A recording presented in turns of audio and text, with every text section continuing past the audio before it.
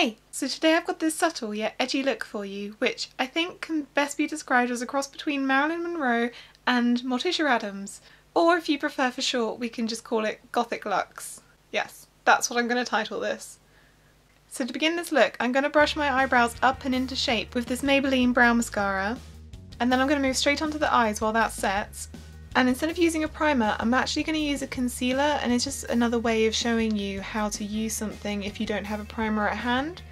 And then taking Strange from the Naked Free palette, I'm just placing this onto the inner half as I'm really wanting to exaggerate the distance between my eyes with this look. And so then taking the slightly pearlescent grey, I'm then working this in and above my outer crease, then just softly blending that upwards with a clean fluffy brush. Then I'm going to go back to the Naked Free palette, but this time I'm going to use Mugshot, and I'm placing this just on the outer corner of my lids. And then just to slightly deepen that further, I'm going to use some of this charcoal, slightly olive grey, and I'm going to put that just on the outer V of my eye. And this part is completely optional, but I'm then going to softly wing the darker colour out with the same small crease brush, then again softly blending that out with a clean brush. And then finally, I'm going to go back over the inner 2/3 of my eye with a frosted white shadow from my Pixi palette. And so now that the brow mascara would have set, I'm going to really lightly fill in my brows, making sure to brush it out as I go to blend out any harsh lines. Then I'm going to use the Naked Skin foundation, but I'm actually going to go sans brush, as even though I've tried it with many, including the Urban Decay foundation brush itself, I find you get the most flawless finish working it in with the warmth of your fingertips. Then onto under eye concealer. I'm opting for my usual MAC Select cover up, but this time as soon as I've blended it out with my fingertips, I'm going to set it straight away to stop any possible migration happening.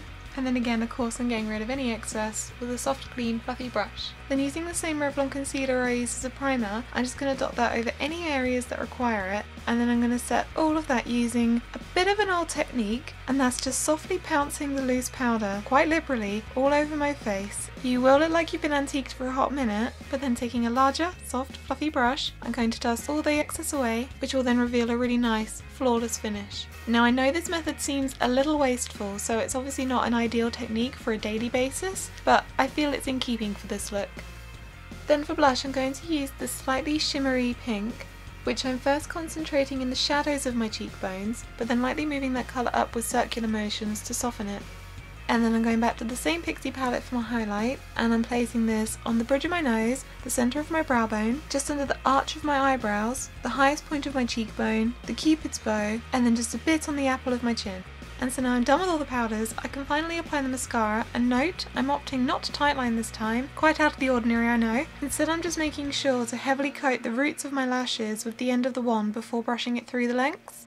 But then as ever, I'm going to line and fill in my lips with a lip tint, and then I'm just going to go over that with a matte red from Rimmel. And then we're done! I really hope you liked this look, and found it helpful of course, but other than that my loves, I shall speak to you soon. Bye!